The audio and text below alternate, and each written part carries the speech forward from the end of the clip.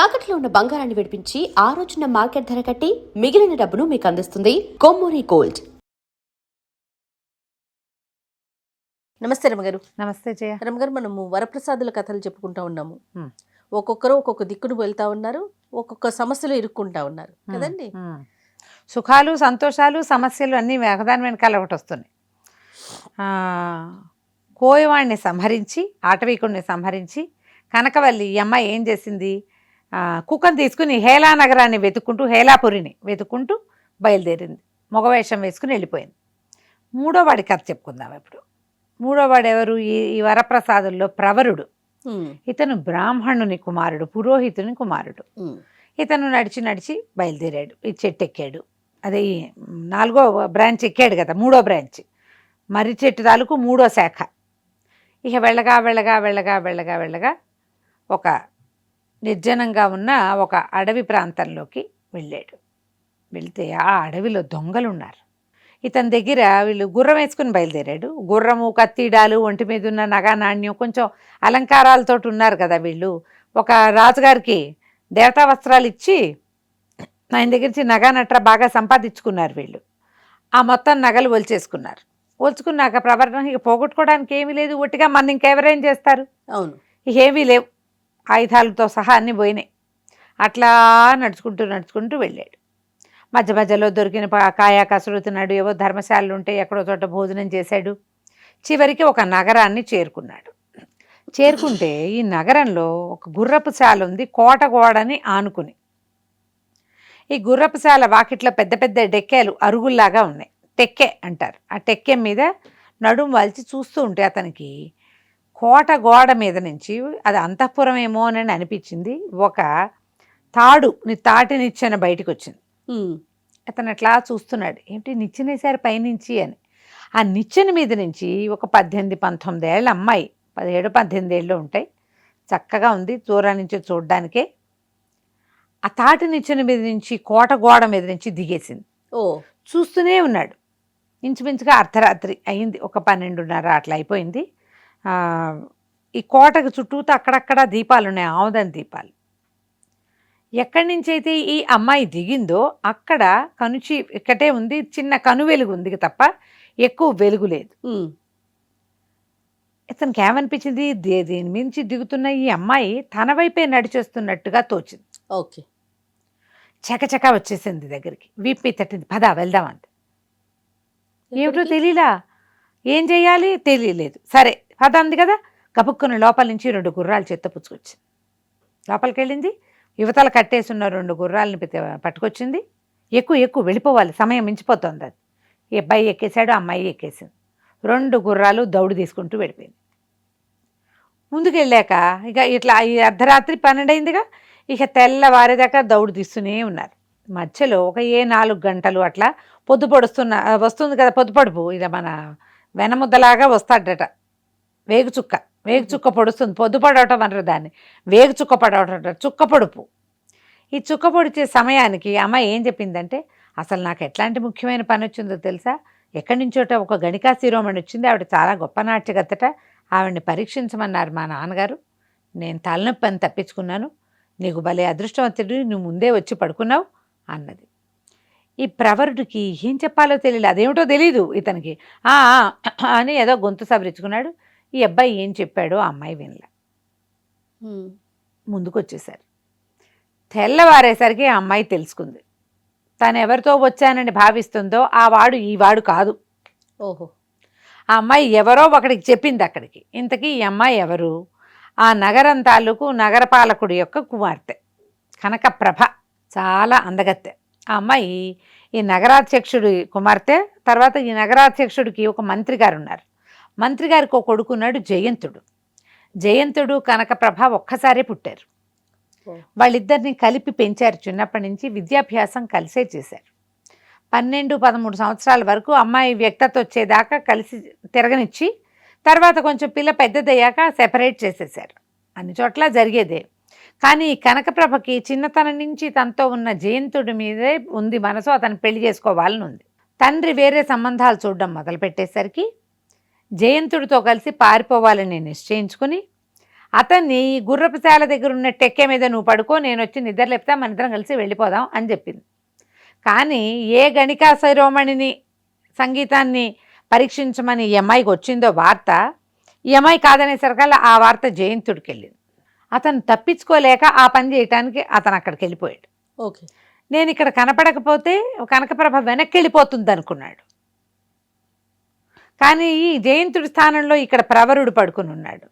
ఒడ్డు పొడుగు ఒకేలా ఉండేసరికి ఆ అమ్మాయి మోసపోయింది. ఇక ఏం చెప్పాలో తెలియలే. ఏదో పొడి పొడి మాటలతోటి ఈ విషయం చెప్పింది. అవును కాదు అనాలో లేదో తెలియటల్లా. వీళ్ళు లెక్క ప్రకారం ఏమిటి, గుర్రాలు వేసుకుని వచ్చేసి ఒక నౌక ఎక్కి వెళ్ళిపోవాలి అక్కడి నుంచి.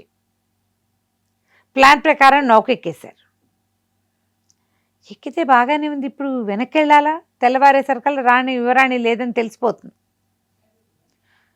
నాదో రాలేదు కాబట్టి ఎవరితోటో వెళ్ళిందని జయంతుడు అనుకుంటాడు, ఎవరితోటో వెళ్ళిపోయిందని ఉన్నవాళ్ళంతా అనుకుంటారు. ఇప్పుడు వెనక్కి వెళ్తే ఆ ఎవడో చెప్పాలి. అవును. ఇక వెనక్కి వెళ్ళే వీల్లేక కనకప్రభ ఇతనితోటే వచ్చేసి ఆ నౌకలో ఆ అమ్మాయి ధనం పట్టుకొచ్చింది, కొంత వాళ్ళకి డబ్బులు ఇచ్చింది. ఇద్దరు నిశ్శబ్దంగా లోపలికి వెళ్ళారు. అవన్నీ ఏర్పరచుకుంది ముందే. ఈ అమ్మాయికి ఒక చిన్న దీని లాంటిది ఇచ్చారు లోపల. ఈ నౌకల్లో గదులు ఉంటాయి కదా, ఇతను కూడా ఆ గదిలోకే ప్రవేశించాడు. అనురూపంగా కనపడుతున్నారు, ఎవరు ఏమీ అనుమానించాల. ఆ నౌకలో ఒక ముసలి బ్రాహ్మణ స్త్రీ కనపడింది వీళ్ళకి.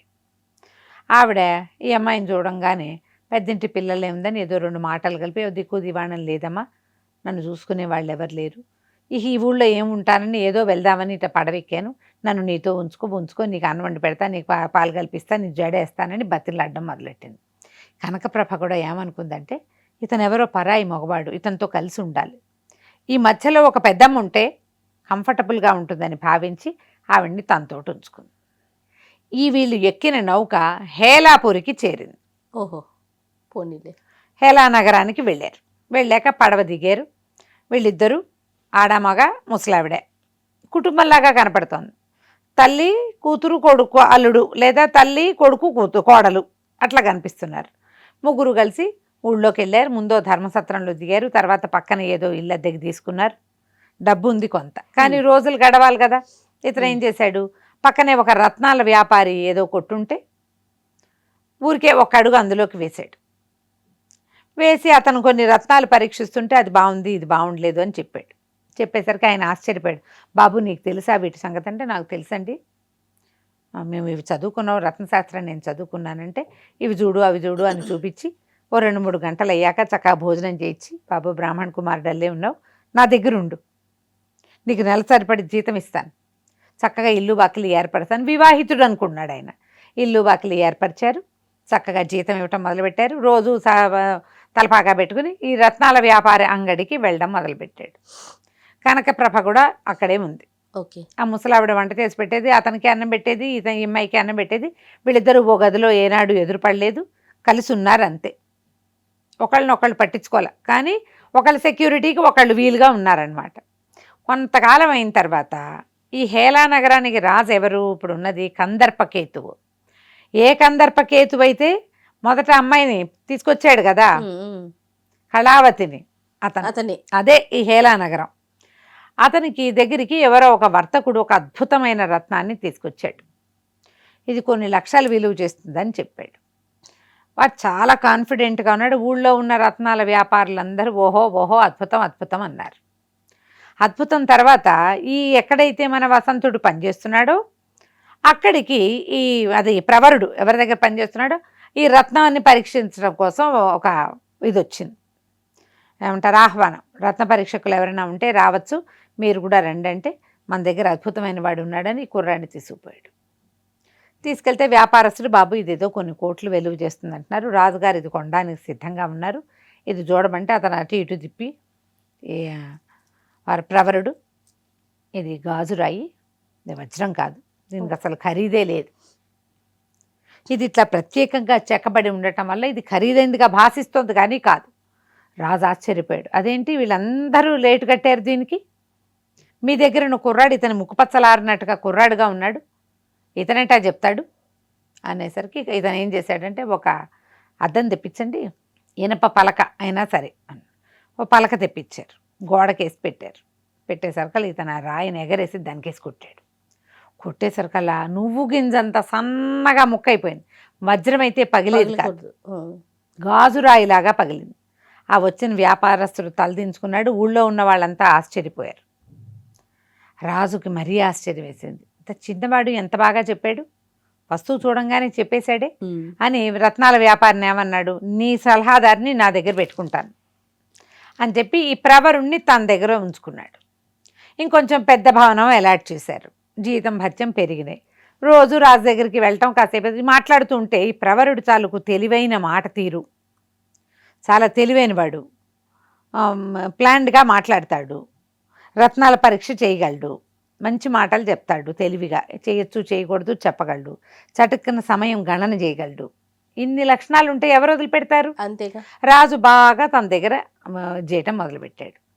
ఒకనాడు ఏమైందట, ఊళ్ళోంచి రాజుగారి ఈ ప్రవరుడి ఇంటి నుంచి మాసిన బట్టలు తీసుకెళ్తున్నటువంటి మడేలు రాణివాసానికి వెళ్ళింది. వెళ్ళినప్పుడు ఎవరి బట్టలు మోసుకొని ఇటు వస్తున్నావే అని రాణిగారు అడిగేసరికి, ప్రవరుడు గారి భార్య పట్లండి, ఆమె అందగత్తో పుట్టుకుంటే మాసిపోయేలాగా ఉంటుందని చెప్పేసరికల్లా అదే సమయానికి ఆహారం కోసం రాణివాసంలోకి వస్తున్న కందర్పకేతు ఇదంతా వినడానికి స్త్రీ వ్యసనం ఉంది. ఈ అమ్మాయి ఆవిడ ఏమిటి ప్రవరుడి భార్యను చూడాలని పుట్టింది ఆయనకి. సకుటుంబంగా భోజనానికి రా రా రా రా అన్నాడు. సకుటుంబంగా రాల.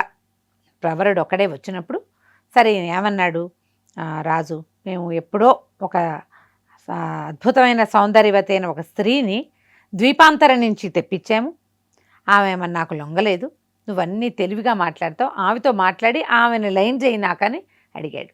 ప్రవరుడికి నచ్చల ఈ మాట.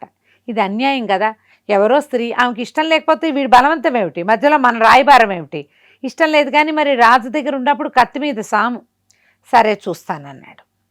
ఈ అబ్బాయిని తీసుకుపోయి ఈ ప్రవరుణ్ణి కళావతి దగ్గర ప్రవేశపెట్టారు. ఆ అమ్మాయిని చూసేసరికల్లా ఇతను కనిపించింది, ఎంతో బుద్ధిమంతురాలుగా ఉంది, లోకజ్ఞానం ఉన్న మనుషులే కూడా లేదు. ఏమా ఎవరు ఏమిటి అని, నేను కొత్తగా మంత్రిగా చేరాను ఈ రాజుగారి దగ్గర, ఆయన ఈ మాట చెప్తున్నాడమ్మా అంటే ఆమె వలవల ఏడ్చింది. నేను వివాహితని, ఈ దుర్మార్గుడు నన్ను ఇట్లా తీసుకొచ్చేసాడు అని ఏడిస్తే ఏమన్నాడు, అలాగైతే నీ భర్త సంగతి చెప్పు, అవకాశం ఉంటే నీ భర్త దగ్గరికి నేను చేరుస్తా, రాజుకు నేను నచ్చ చెప్తా అనేసరికల్లా ఆ అమ్మాయి, నన్ను ఒక రాక్షసు ఎత్తుపోయింది, నేను ఒక చోట ఉన్నాను, ఒక రోజు ఒక రాజకుమారుడు వచ్చాడు, అతని ప్రాణం కత్తి వరలో ఉందనగానే వసంత అని కేకపెట్టాడు ఇతను. అనేసరికల్లా నీకెట్లా తెలుసు నా భర్త పేరుంది?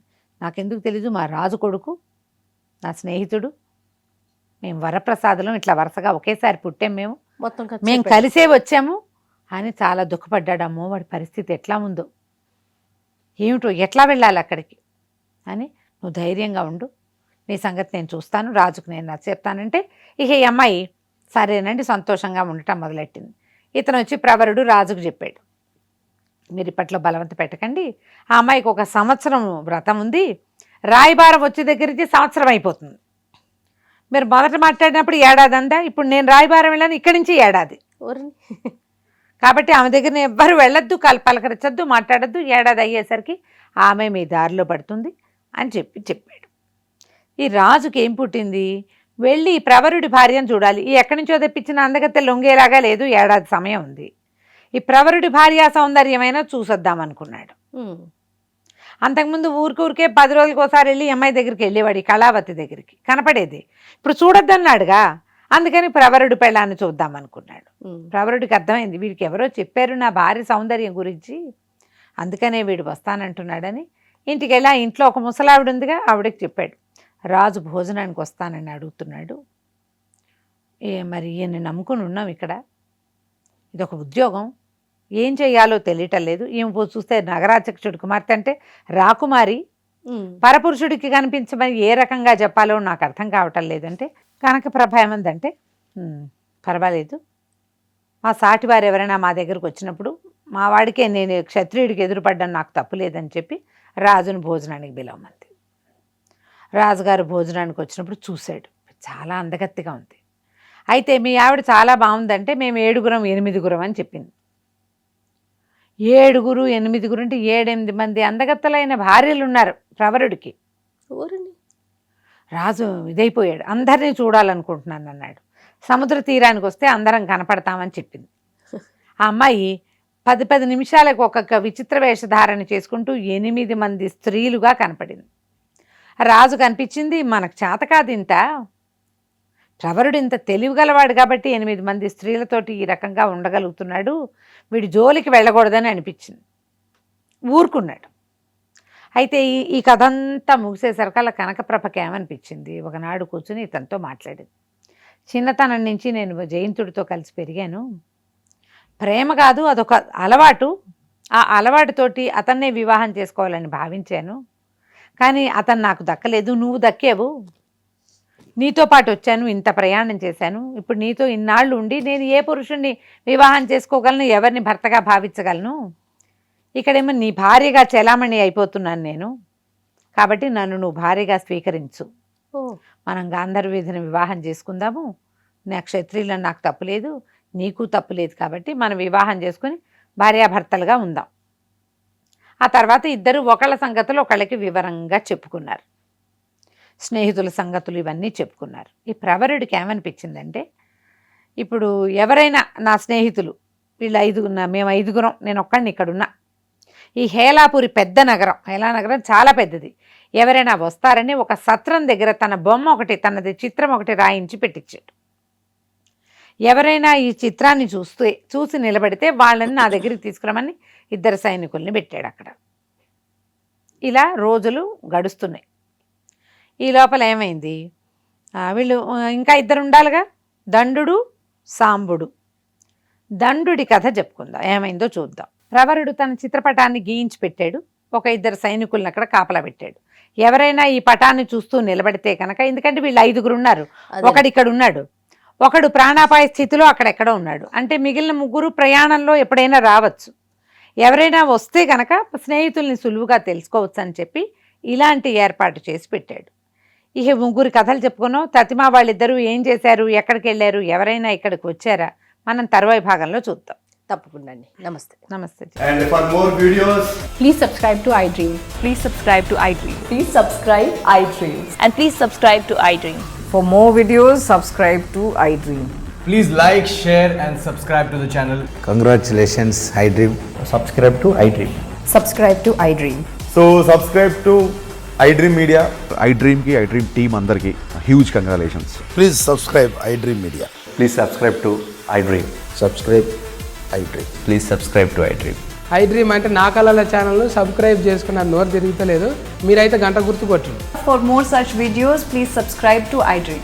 Subscribe to iDream. Please subscribe to iDream. Please subscribe iDream Media. Please do subscribe to iDream. Please subscribe to iDream Media. For best entertainment and information, please subscribe iDream. And don't forget to subscribe to iDream.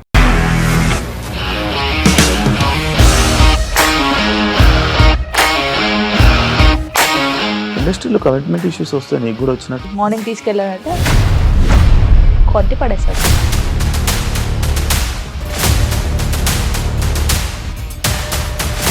ఒక్కళ్ళు కూడా చూడలేదు ఈ cinema అని చెప్పడానికి కూడా చాలా ధైర్యం కావాలి. అది నిజం కదా, దాంట్లో ధైర్యం ఏంటి? ఇది నెక్స్ట్ డే ప్లేట్ మార్చేస్తే తప్పు కదా. As of now, we are comfortable this అని నేను అనుకుంటున్నాను. రష్మిక గారిది మీది ఒకే ఊరంట కదా. నీకు కోపం వచ్చిందంటే బాగా తిట్టేత్తరా? తిట్టేద్దామండి. నిజంగా గేమ్ ని ఎలా చేంజ్ చేయగలిగారు? ఏపీఎస్ఎఫ్సి వాళ్ళకి 6 నెలల్లో నేను 6 లక్షలు కట్టా. బిజినెస్ చేయాలనుకుంటే it is as difficult as riding a tiger.